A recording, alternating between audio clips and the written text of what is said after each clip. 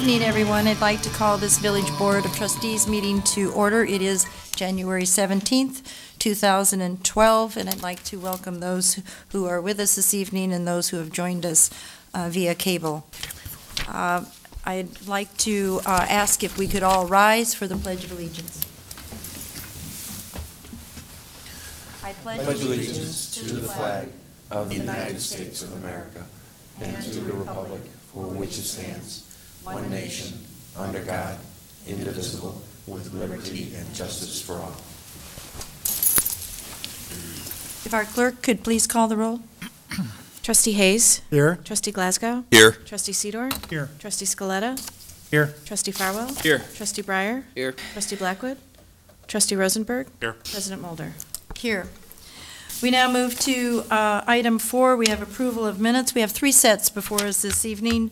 First are the minutes of our Committee of the Whole meeting held December 12th. Are there any comments, corrections, deletions, or additions?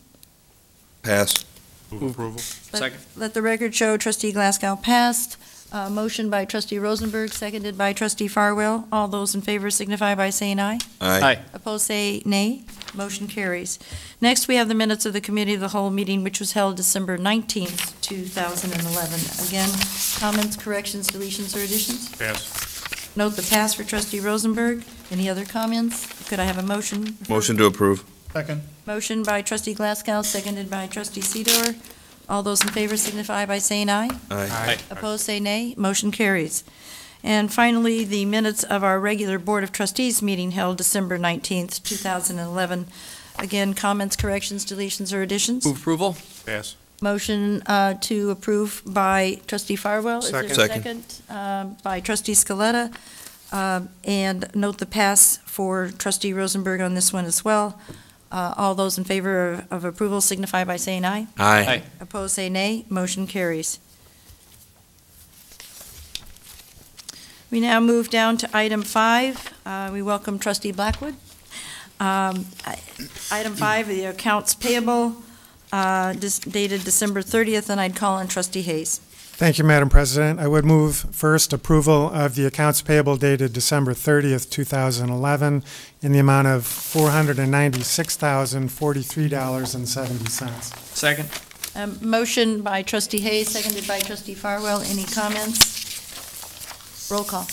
Trustee Hayes. Yes. Trustee Farwell. Yes. Trustee Blackwood. Yes. Trustee Rosenberg. Yes. Trustee Scaletta. Yes. Trustee Sidor. Yes. Trustee Breyer. Yes. Trustee Glasgow. Yes. President Mulder. Yes. Next, we have January 15th. Right. I would like to move approval of the accounts payable dated January 15th, 2012 in the amount of $1,242,516.36. Second. A motion again by Trustee Hayes, seconded by Trustee Farwell. Any comments? Anyone in the audience? Roll call. Trustee Hayes. Yes. Trustee Farwell. Yes. Trustee Glasgow. Yes. Trustee Rosenberg. Yes. Trustee Breyer. Yes. Trustee Scaletta. Yes. Trustee Blackwood. Yes. Trustee Sidor. Yes. President Mulder. Yes. Motion carries. We've paid our bills. We have no recognitions this evening, no public hearings. And were there any citizens to be heard? Cards completed? Seeing none, we'll move on to old business, where we have the report of our Committee of the Whole meeting held January 9th, where we had a motion by Trustee Breyer. I will move this evening, as I did the night of January 9th, that the Village Board follow the recommendation of the Committee of the Whole, following consideration of public comments and the CDBG funding requests, that a notification be published announcing the availability of the draft 2012-2013 annual action plan for the 30-day public comment period. Second. Motion by Trustee Breyer, seconded by Trustee Scaletta. Mr. Dixon, any comments in regards to that motion in that meeting? I think Trustee Breyer summarized it well. Tonight's action is a procedural step in fulfilling regulations set by the Federal Department of Housing and Urban Development for the village to access community development block grant funds.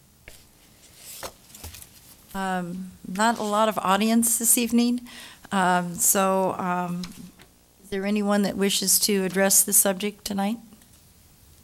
We have a motion and a second. Voice vote for this is adequate, because it's putting it out for review. All those in favor of the motion signify by saying aye. Aye. Opposed, say nay. Motion carries. We come to item 10, approval of bids. As we address our financial success, we like to look at when we can refinance bonds, and evidently we have a positive report this evening from our manager, Mr. Dixon. Thank you, Mayor. We certainly do. Due to favorable interest rates, the village sought competitive bids today to advance refund the remaining portion of our 2004 bonds. In July of last year, the village refinanced a portion of those same bonds. These bonds were originally sold to finance the construction of the now completed Public Works facility and the now completed Fire Station Number 1. The total amount of the 2004 bonds refinanced in July 11 was limited to $10 million to take advantage of the federal tax break that permits $10 million of debt per year to be designated as bank-qualified loans. It was the village's intent last summer to refinance the remaining portion of the 2004 bond if rates remain competitive, as they have. I'm going to turn it over to Tom Keeney, our finance director, for a few comments in regard to what transpired earlier today and what we will be asking the board to do this evening. Thank you, Mr. Dixon. As Bill just mentioned, we had very good results on our bond sale today. And as Kevin McKenna comes up to the podium from Spear Financial, he's our financial advisor on this bond issue. I'm going to let him give you the details on the results of it. But just let me tease you on this one. They were the best rates I've seen in my 25-plus years of doing this, and I think you'll be very happy with the results. Kevin? Good evening. Yeah, we were hoping to maybe hit $1 million savings, and we hit $2 million savings. And I mean, I don't know if you need to know anything more than that. But it turned out. Don't say that too loud, because it's going to be spent within the next 5 minutes. We have lots of ideas. It's a savings on your debt service over this 10-year period. But the rates, municipal bond tax exempt rates have dropped 0.5 to 0.75% just in the last couple months. For whatever reason, probably primarily connected to Europe and the debt crisis and such. But so we went out today. Your AA1 rating was affirmed. It's a very high rating. We got 8 bidders, which was this last, in August we had 6 bidders. In the packet, they're listed, and the best bid was Janie Montgomery Scott out of Philadelphia. But the second page of the packet that we put out is a snapshot of the internet sale when it was all over with. And you can see the 8 bidders. You can see how many, and towards the right hand, the third column from the right hand is how many times these bidders bid. There were 34 bids from 8 different bidders. And Janie bid 4 times in order to win, starting with their bid at, let's see, they were at about a 1.83 or 1.84, and they got it down to a 1.68. UBS bid 13 times. I mean, they really wanted your paper. But they just couldn't quite get there. They got pretty close. I mean, they started almost at 2% and they got to 1 3/4. But so it was a very dramatic thing to watch, which is kind of unusual because usually those are like watching paint dry. But anyway, so I think it all worked fine. Interestingly enough, the rates, you're paying 1.68 for 10-year paper. The people who are going to invest in your bonds, the ultimate owner of your bond, the 1-year bond is going to make 0.3% for 1 year. The 2-year bond is going to pay 0.4%. You get all the way up to 0.5% in 3 years. You get 1 full percent if you buy the bond that's due in 2017. And if you buy the last bond, the 2022, you're making 1.9%. On your money and probably feeling pretty good about it since it's such a great security and everything. But so I'd be pleased to answer any questions. The old bonds we're replacing, by the way, averaged 4.9%. So we went from 4.9 To 1.68. interest rate to 1.68. Yep. I'd say you earned your fee today. Yeah, I think so. This is good. Yeah, thank you. And look at the smile on our manager's face and our finance director. This is great. I think you want to make a motion, Trustee Scaletta? I don't. Unfortunately, one of the bidders is a company that has been retained by a board that I serve on, so I am going to recuse myself so that there's no appearance of impropriety. Okay, we don't want to do that. Trustee Glasgow. I make a motion to approve. Second. Motion by Trustee Glasgow and second by, was that Trustee Breyer? Yes, it was. Trustee Breyer. Any other comments from anybody? Trustee Rosenberg. I'd just like to commend all of you on the great job that we did. I never, when I heard the number, I never expected the kind of results, so that's terrific. I mean, that's an incredible saving. I wish we could refinance all the bonds, so. But unfortunately, we're limited to the 10 million, so. To the 10 million.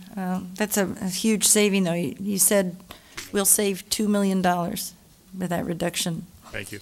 I think it would be appropriate to not only recognize maybe good luck on the timing, but also the credibility of this village and its financial stability, its finance department, our manager, and in how they run this village, and to you, the Board of Trustees, for your financial knowledge that you share with us.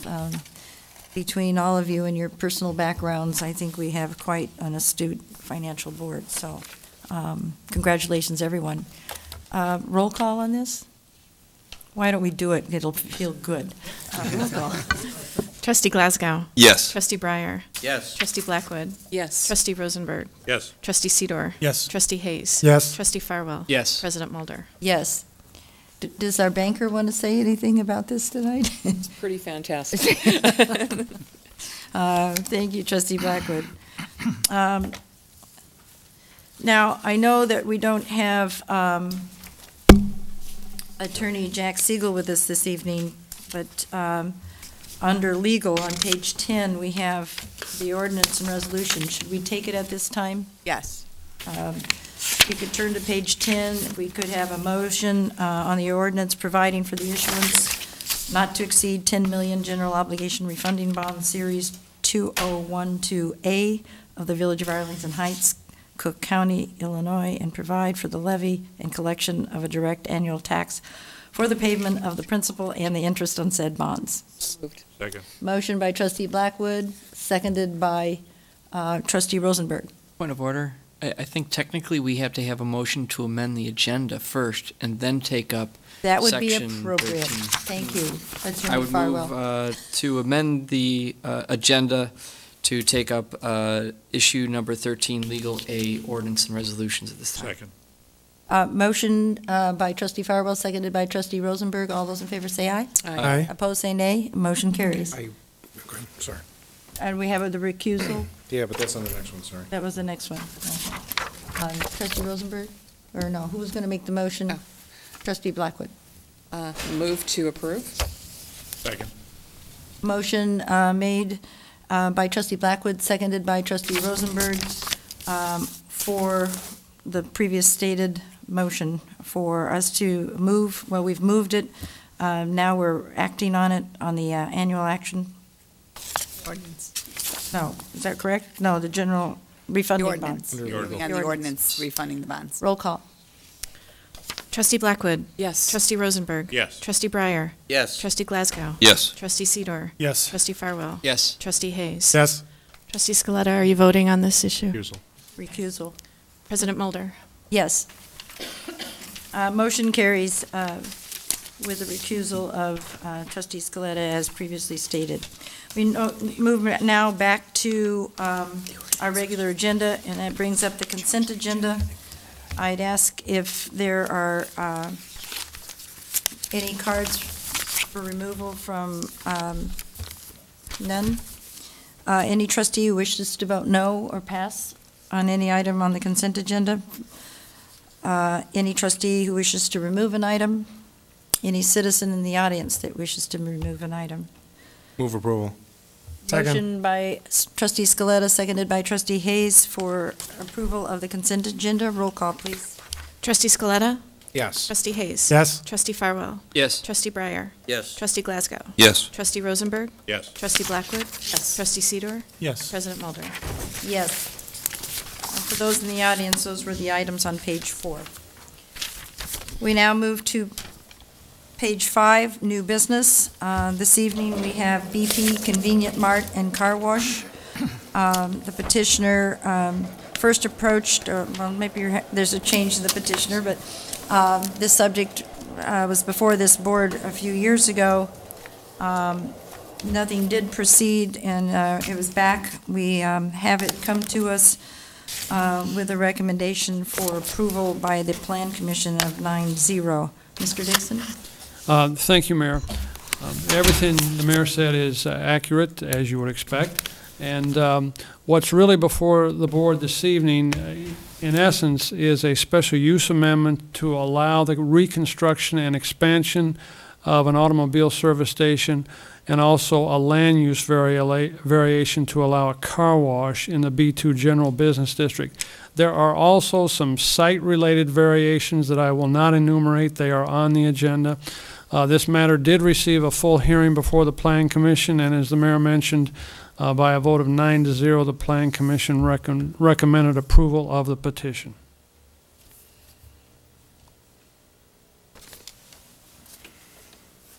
Petitioner present.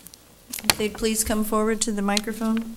If you could identify yourself. I assume you were at the Plan Commission, so you can spell your name as you did before. Yes, and I also have a card, so.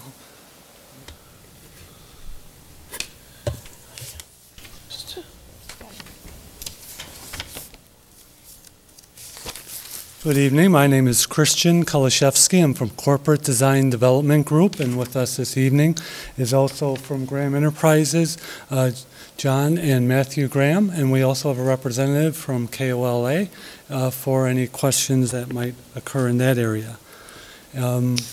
We've presented this project, as was mentioned, to Plan Commission and also to for Design Committee review.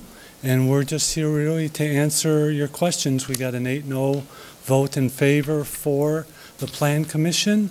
And just in case there's any confusion on the signage variation, we just plan on going with motion number 1, which was approved unanimously, 3-0, and we are not following motion number 2. That was denied 1-2. So just so if there's any questions there. So we're really here just to answer. Those were the motions in the Design Commission. For the Design Commission, yes.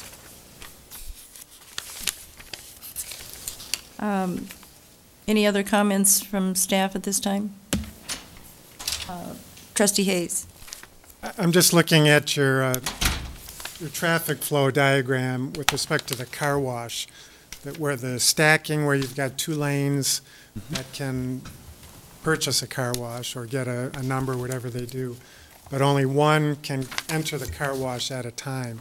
And I'm just anticipating perhaps some conflict with respect to angry drivers who might be anxious to go first into the car wash. Is there some way to control that, who goes first? There's actually a gate at each lane, and they're operated, controlled by the computer. When you select your wash, your gate goes up if it's your turn to move in the queue, and your gate will stay up until you clear, your back of your car clears, so your gate goes down. Now, both gates are down, and not until you pass the next detection loop in the slab, which is about 20 feet away, so you're for sure in the queue, will the other gate go up if it's ready to go up. Oh, good. So it's all controlled automatically by gates. Okay, great. That's the only question I have. Other questions, Trustee Rosenberg? So to further that, in the diagram that's shown on the top of the diagram, so there's 2 cars neck and neck. Are there 2 tunnels then for the car wash? Or No, it's a single tunnel. So as the time you get to the building, you're in a single file. So the car wash on this schematic is it at the very top of the? Yeah, I don't know if you can see, but it's right in this area right there, yeah, right. Oh, okay. Yeah, so the entrance is at the top where the arrow is right now, and then they just go single file, and that's the exit end. Oh, I see, okay. That side. When they clear that box, that's where the gates, where you were explaining where the gates were, let one go with the other guy not. Right, The right. machine knows which side he lifted? Yep, exactly. And that way it also controls what features, quite frankly, you have when you go through the car wash. So, question about the noise issue. It was mentioned that I guess the measurement was, I think, 58 decibels. Mm-hmm. Is that with the tunnel closed, or is that with the tunnel open? That's with the tunnel open. Okay. But in terms of our operation, what we'll be having is two types of doors. We'll have an overhead door that closes when the car wash is closed, and that's like a regular overhead door. But we'll also have, when the car wash is open, we'll have these what's called wind doors, and they come sliding down, and that even further reduces the noise. So the doors will be closed, the wind doors will be closed. So the reading was when the doors are open, but in reality, the majority of the time, those doors will be closed. So as the car exits, then? As the car exits, again, through the whole car wash experience, it's a series of detector loops. They recognize where the car is at, and when it triggers the door for opening, it'll open, it'll go past. When the bumper clears the eyes at the door, then that will come back down. And that's all a matter of keeping the heat in and energy efficiency, et cetera. So that first set of doors, is that once the car completes the cycle, that door is open and then another door opens after that, or is there a car? Basically, the entry and the exit, and depending on the line, most of the noise in the car wash is at the dryer end where the blowers are. But quite frankly, the technology has advanced so much that the noises are really reduced. We also have a masonry building that holds in the sound rather than allowing it to go out. So basically, as the cars go through on the conveyor, they'll trigger that wind door to open. And then the next car goes in the dryer, and then when they're through the dryer area, then that door will open. So next question on the pumps, is there accessibility on both sides of the pump or just one side? Yes, both sides, yes. Typical. But it is, I do want to clarify, it is only a single row of pumps, and it's not what's called a tandem or double row. So you literally only have one set of cars at each pump.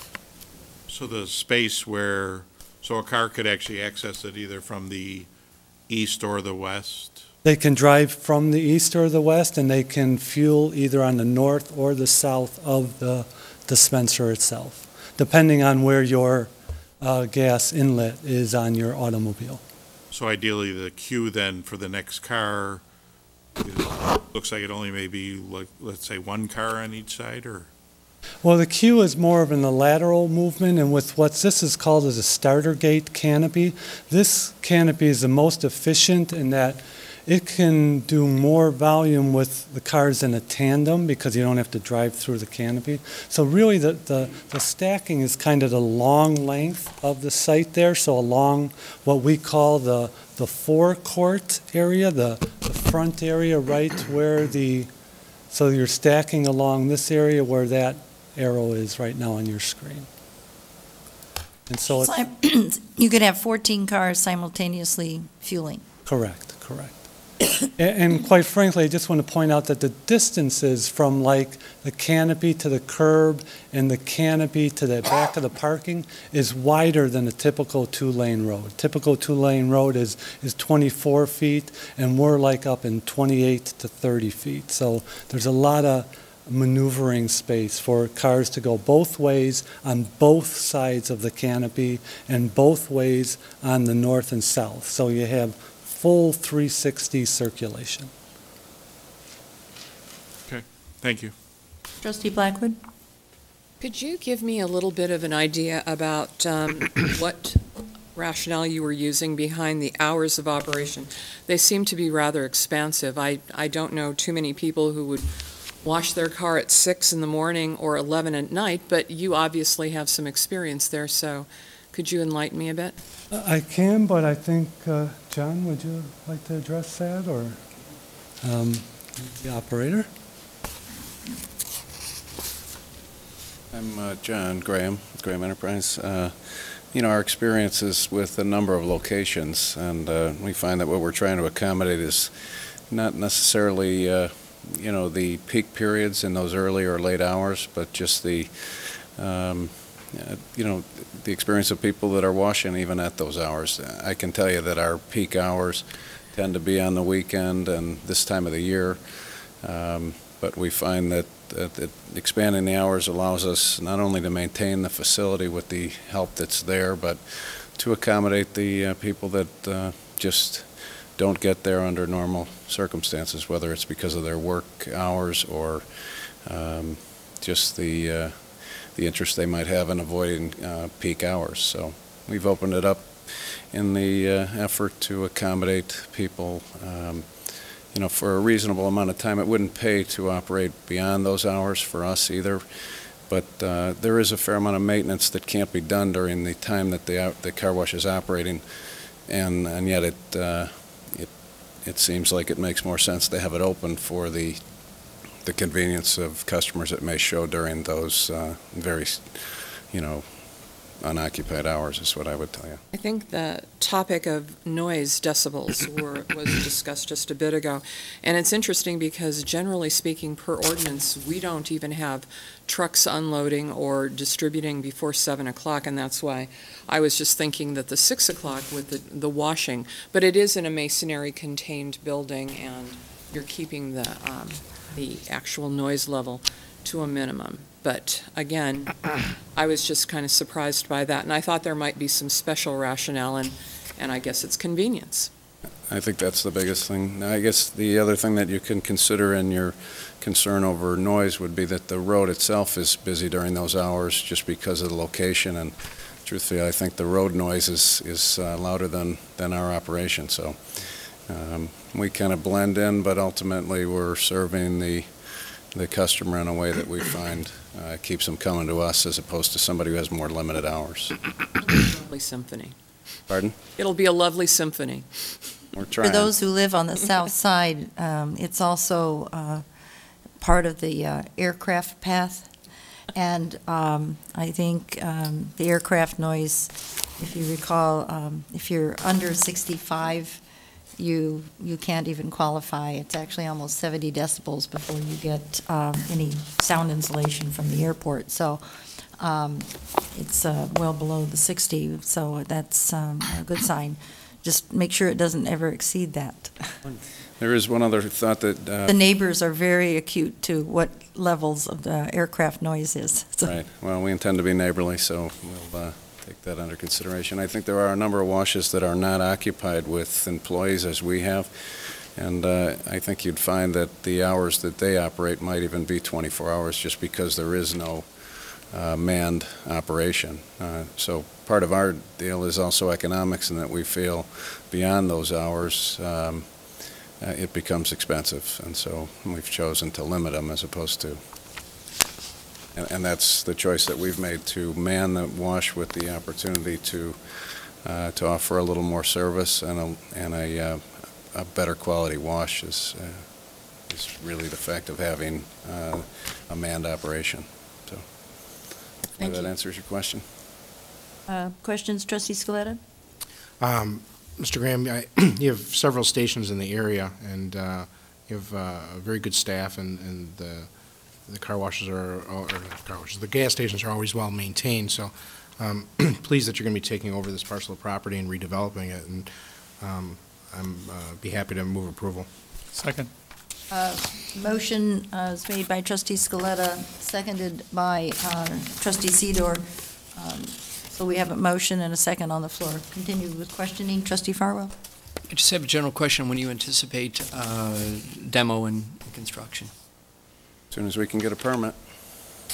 But your financing and all of that is already in place? Yes, we're prepared to move. Okay. The reason why I was asking is because, obviously, BP was here 2 years ago, and I pass by this twice a day going to work, and I had to take a look at the public posting sign for the sign variances and the various variances that we're repealing tonight and putting forward anew today, or this evening.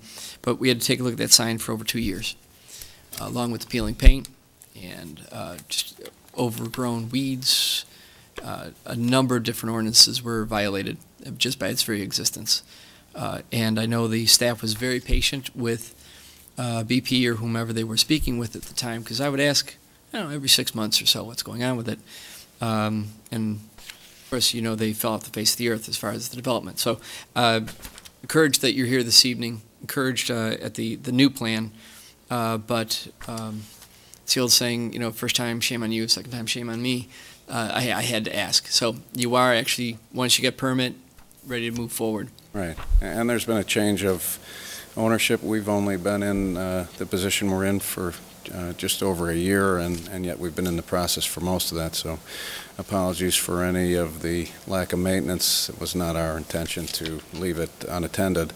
But before a year ago, can't be responsible or even knowledgeable of what was happening with it. But we made changes that we think represent not only the village but us better, and so the time that's been taken is one that we think will benefit both the village and us in the long run, and we're anxious to get going. No reason to anticipate any more difficulties. We look at Arlington Heights and Algonquin roads as really the gateway to our southern portion, especially coming off of 90, moving northbound. So it's as all property in Arlington Heights is important that it's kept up and maintained to a certain degree, that the residents and the visitors and the business visitors and business residents are keen to. So I'm very encouraged by the plans, and I look forward to watching it be developed. And I think that the plans, at least as presented this evening, will provide to be a very nice entrance to the village. So look forward to seeing it start. Appreciate your comments. Thank you. Any other comments or questions, Trustee Breyer? Is this manned all the time or only when there's a lot of business and the rest of the time somebody just watches from the store? No, we actually do a little bit of detailing of a car just because we feel even in the best equipment package that there are certain spots that can't be attended to, and find, depending on the driver, that the simple car wash operation can be intimidating for some, and so we're creating a little bit of comfort for those that are, and it's manned at all times, and our intention is to offer a bit of customer service and, without question, a look cleaner car. So, but the customer does not get out of the car? No, they don't, sir. So does the conveyor grab the car automatically, or the attendant has to? No, there's a loading system that we've had a fair amount of experience with, and I think it, again, creates a very, unintimidating entry. If, as you're entering the car wash lined up to go directly into the tunnel, from a distance that's comfortable enough for you to see out your front window, you will see your tire relative to a conveyor entry point. It makes it, something that you don't commonly see, but it makes the loading of the car very easy, and leaves us in a position where we don't, if you can remember, people doing a number of finger directing so that you get on comfortably. None of that becomes necessary. So our experience is in many different washes, and find that this is very easy on the customer. And as I say, we probably have a choice with the technology to leave it unattended, but we choose not to because there's so many things that we're able to do that can't be done without a little extra help from a man. I have a question for staff. Did we decide that they should leave the bike rack there? And if so, why? Trustee Breyer, I think that was just a comment during the review process, and My understanding is the Bicycle Advisory Commission has asked the engineering department to look at all opportunities to have bike racks added, and while this is primarily automotive uses, there could be some foot traffic or bicycle traffic from the residential that's just to the west. It's also fairly close proximity, although difficult to get there, to Bussey Woods. I think that's just something that, in my opinion, we'll have to monitor, work with the petitioner. If there's a reasonable place to place one and it would get used, then it makes sense to have one. If it's not going to get used, it probably doesn't. So I think, we'll have to continue that discussion. Is it going to start out with the bike rack? We have it on the plans, yes. Any other questions, Trustee Breyer? I have a couple, and Mr. Perkins, can you put two pictures, one with the landscaping on the screen for those who are watching on television, so they could see the landscape. Very impressive. That's not the best one. They have a better one in the packet, but there's quite a nice addition, and that's one of the things that is kind of, excuse the word, ugly about a gas station. It's all pavement, and so I think this is very important. And so I guess I wanted to ask, how attentive will it be kept up? Will it be replaced if something freezes and dies over a winter period? Yeah, I can tell you that we feel that the curb appeal of the station is what keeps people coming.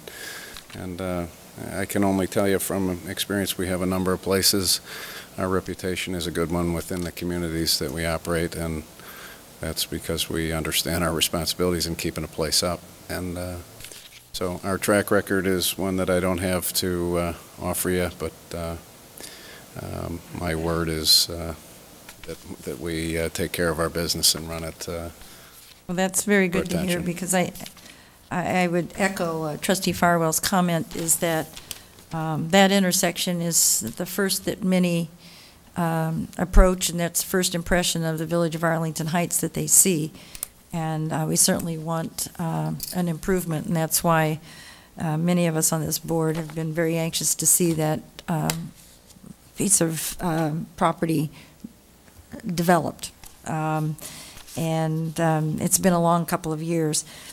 The only concern that I have is I noticed that you have right in and right out. There will be no left turns permitted because of islands, I believe, that would prohibit that. So right in and right out. The issue that I was a bit concerned on was people in the far right lane going south on Arlington Heights Road wishing to turn right on Algonquin. I'm not sure of exactly how the landscaping is going to be, but I think it's important that there's still very clear visibility for someone who would see a red light with oncoming traffic and feel very confident to pull out going west, but someone turning right on red may not be expecting a car exiting.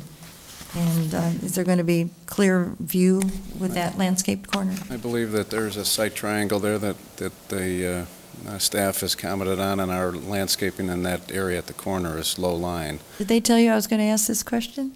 No, but I'm just looking at the picture, and I know that that would be our concern as well. Not to mention that from the for the northbound traffic, that line of visibility is one that that we also feel is important for us to be seen, and some of the improvements there are expensive. If they're hidden by all landscaping, we would be probably less successful than we would otherwise. So. And I'm assuming if someone really wants to go either north or east, if they exit onto Algonquin Road, they're probably going to go to that first light and try to make a U-turn. Have you checked to see that there's adequate space on doing that, or are they going to be turning into the DoubleTree parking lot?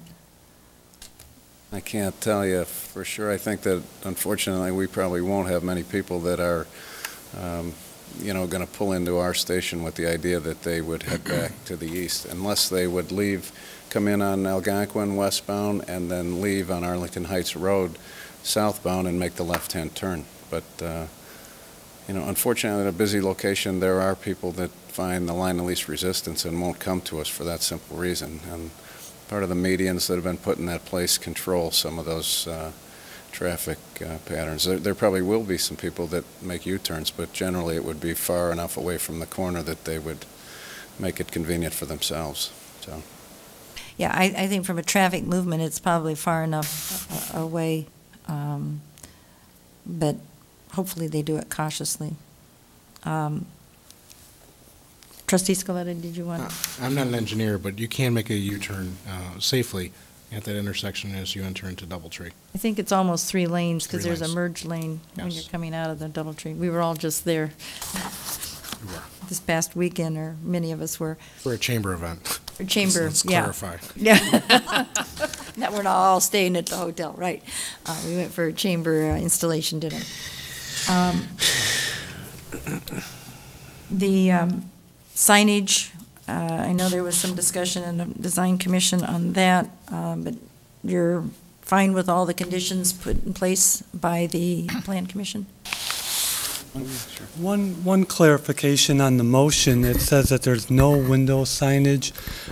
To allow for the POP signs, the point of purchase signs, the 40.38 square feet, I do want to make one stipulation. We have a car wash sign on the south elevation of the building, so we'd like to have the ordinance, which is approved and part of the package, but we would like to, if it could just be defined in the motion, that there would be no window signage on the east side of the building, because we don't want to be prohibited for putting our car wash sign up on the southern part of the building. You're changing my vote, because that's one thing I really liked, was that it said, Wait, we're May we're the, also no, mixing. that's a sign, that's the next agenda item. It's the next But item. Okay. that's one of the parts I liked. It was 2 or 3 places where it said there would be no signage on the windows.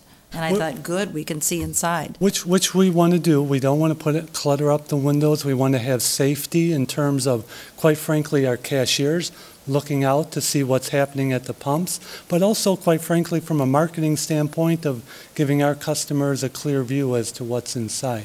My concern, what I was just saying, is the car wash sign that's on the south side is behind glass, and I don't want to be any confusion that we are not allowed that sign. Mayor, I can address that when we get to the next item. Okay.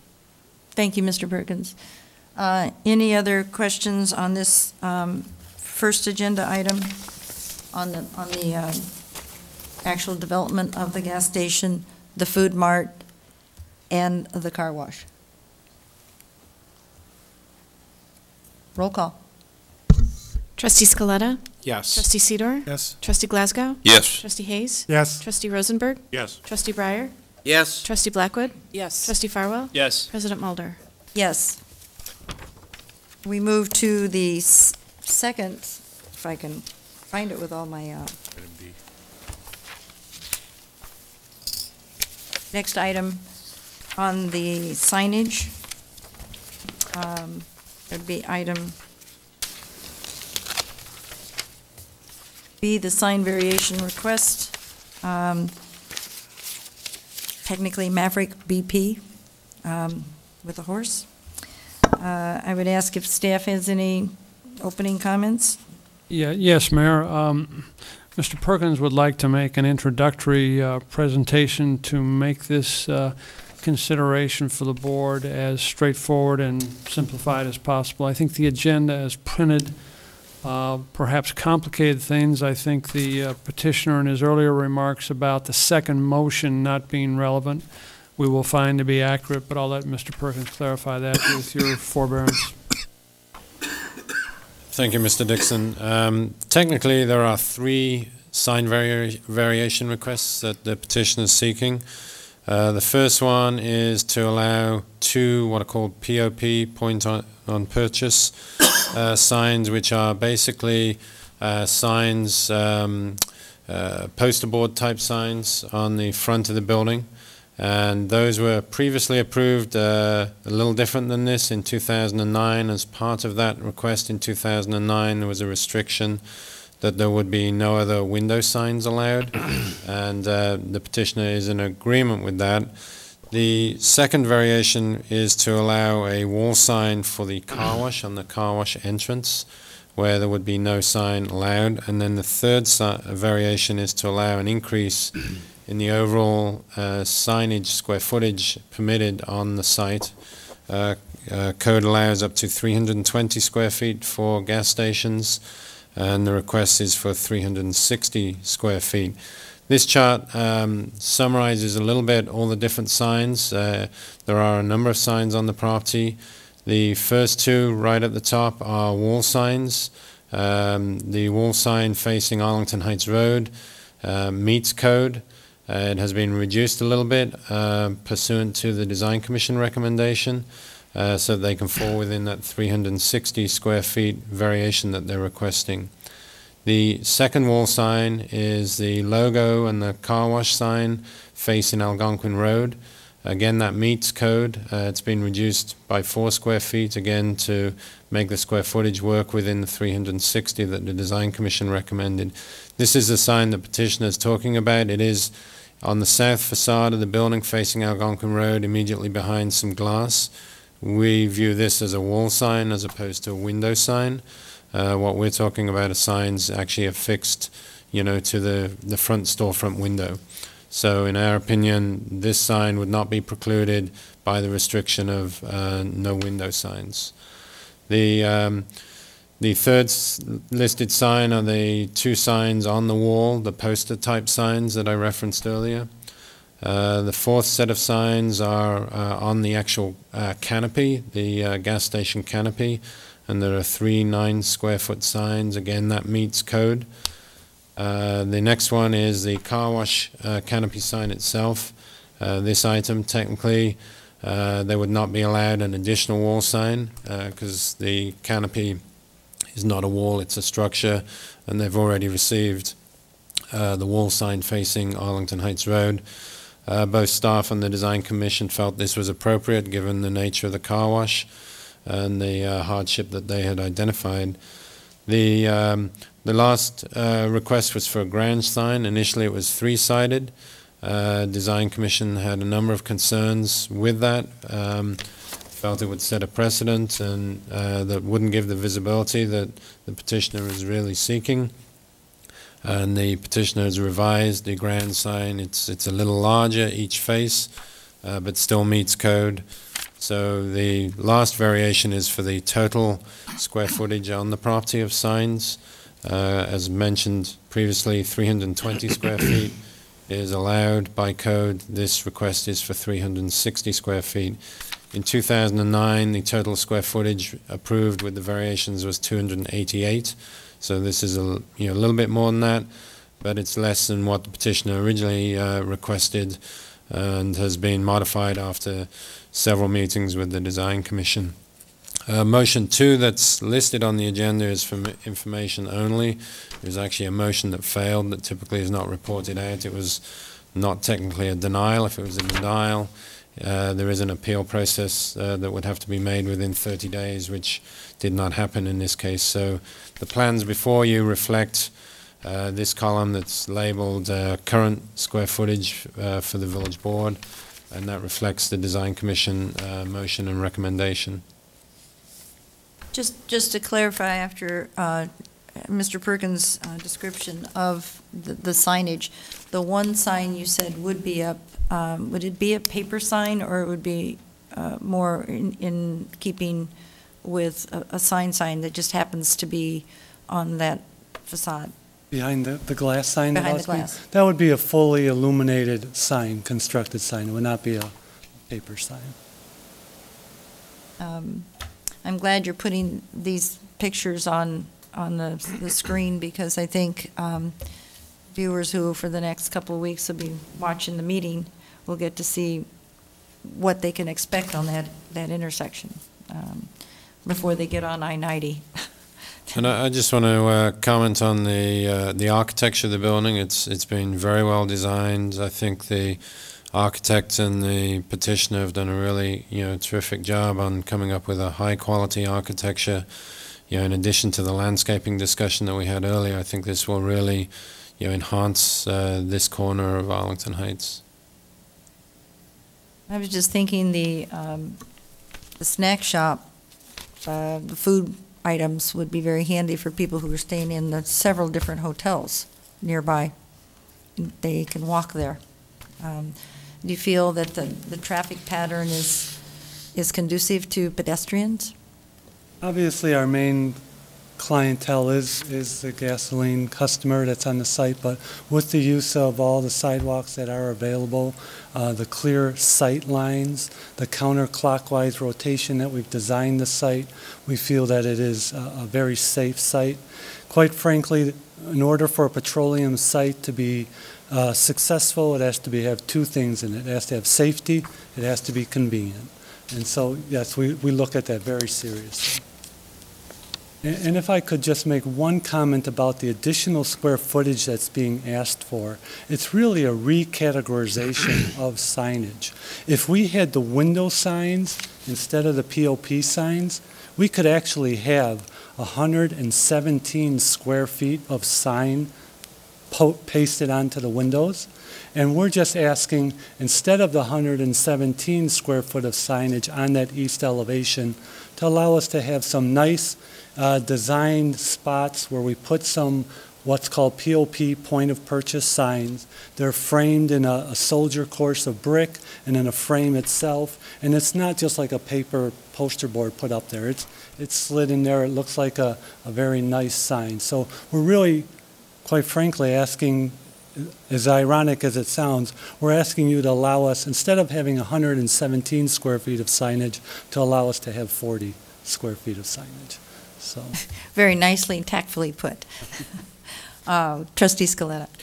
The Plan Commission made it very easy for us to get through the first part of this, and the Design Commission is making it very easy to get through the second part. So I would move approval.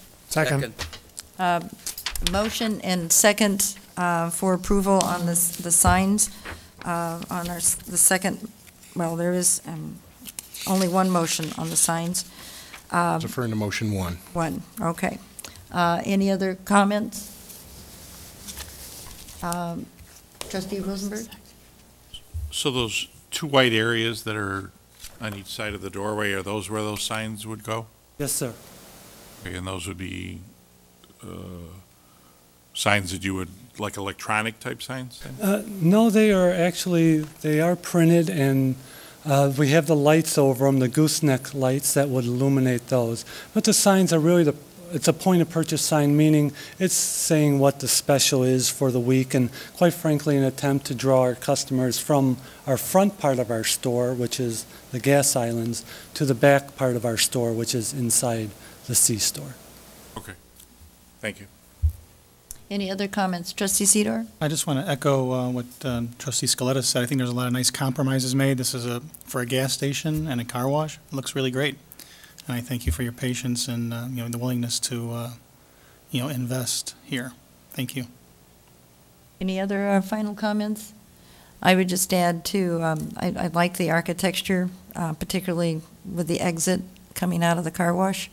Adds a real dimension that I've never seen on a gas station. So I would agree also with Trustee Sidor's and Trustee Farwell's comments. This is very unique. Do you have any others in Chicagoland like this? I would say this is the best we have offered anyone, so. We're the best community. That's right. Maybe you could team up with Arlington Park with that Maverick logo. Yeah. Maybe there'll be another station over by 53 at some point. We have a motion and a second. Anyone in the audience that wishes to make any comment? Seeing none, roll call, please. Trustee Scaletta? Yes. Trustee Breyer? Yes. Trustee Glasgow? Yes. Trustee Sidor? Yes. Trustee Farwell? Yes. Trustee Blackwood? Yes. Trustee Hayes? Yes. Trustee Rosenberg? Yes. President Mulder? Yes. Thank you very much. Good luck, and when will it be open? Chris could give a better answer probably than me, but I would say hopefully right around the 4th of July would be our hope. Great. We have a lot of people around here for 4th of July. There's a 5-day festival. We'll have some fireworks. Yeah, fireworks too. Thank you. Thank you. Thank you. Out of the car wash. And good luck, and hope all goes well. Chris, if you want. Thank you. Yes, sir. That brings us to legal, which is already taken care of. Nice job. Any other comments, Mr. Dixon? Nothing this evening, thank you. I would just have one under petitions and communications, and that would be simply to encourage our residents to consider attending the Hearts of Gold dinner, which is February 11th. It's a Saturday evening. Recognizes some of our heroes. I like to call them. They're winners who were submitted as nominations by the Special Events Commission. Put on this dinner, and it's the real people who make the village of Arlington Heights a wonderful place to live. So mark your calendar, February 11th. If you have any questions, you certainly can call Village Hall and ask for Nancy Clues. She can fill you in on more details. Anyone else have any announcements? Trustee Glasgow. Thank you, Madam Mayor.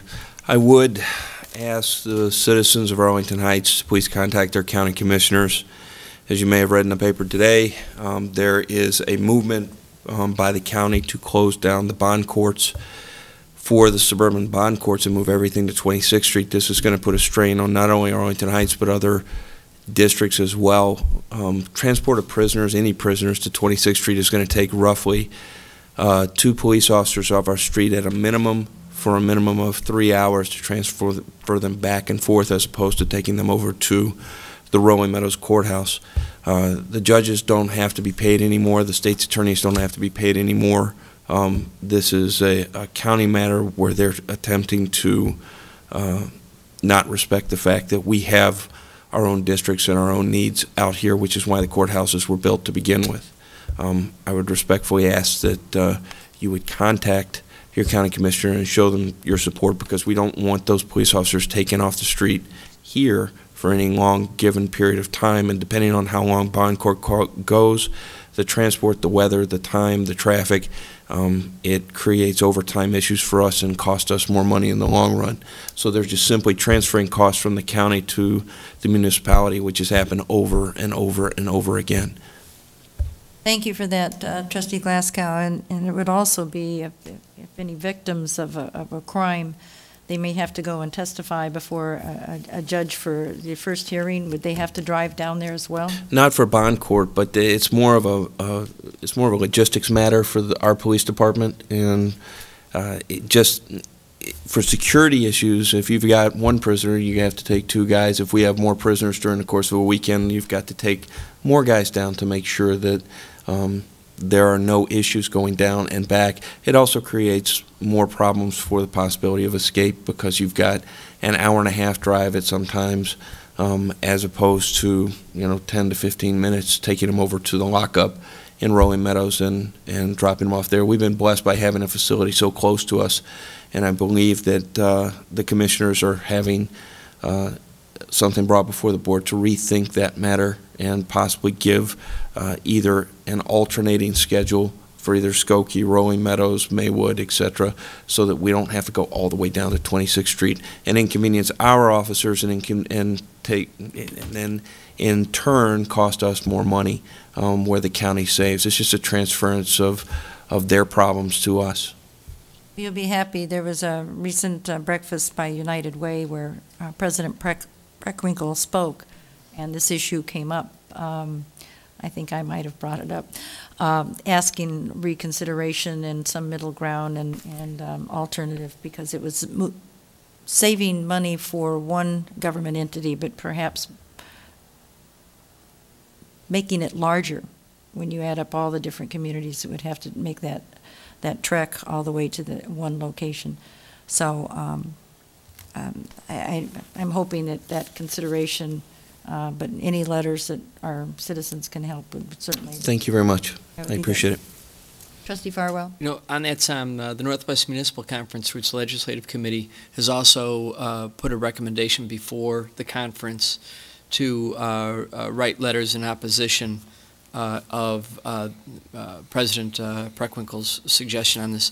And in our recommendation, we put in an additional consideration whereby we use technology to answer, the call here. There are other states that use things such as Skype, so that you don't actually have to transport the prisoner all the way down. They could be kept in the holding cell, have through means of Skype, have the bond hearing heard at that point, and then determined. We offered that as a middle ground, thinking, that if this was an absolute, that maybe they might be able to meet halfway or do something along that lines. But thank you for bringing it up. I mean, I think it's something that a lot of our residents would never pick up on their radar screen. Well, just the safety issue alone for our residents and the transport, and not having that additional protection when we as a board are, we have to consider every last dime for hiring other people, and we're taking people off our streets to make sure that the county saves money, which isn't fair to us, especially when we're blessed with a facility right there. Maybe we should have to ask the county sheriff to come and pick up our prisoners so that doesn't occur, and see what happens to their bottom line. Good idea. The thought. That'd be a fun meeting to watch, wouldn't it? Any other comments? Motion for adjournment, BR. So moved. Motion by Trustee Second. Rosenberg, seconded by Trustee Farwell. All those in favor of adjournment? Aye. Signify by saying aye. Aye. Opposed, say nay. Motion carries. Thank you all for joining us this evening, and hopefully everybody's enjoying the mild winter, sort of, so far. Good evening.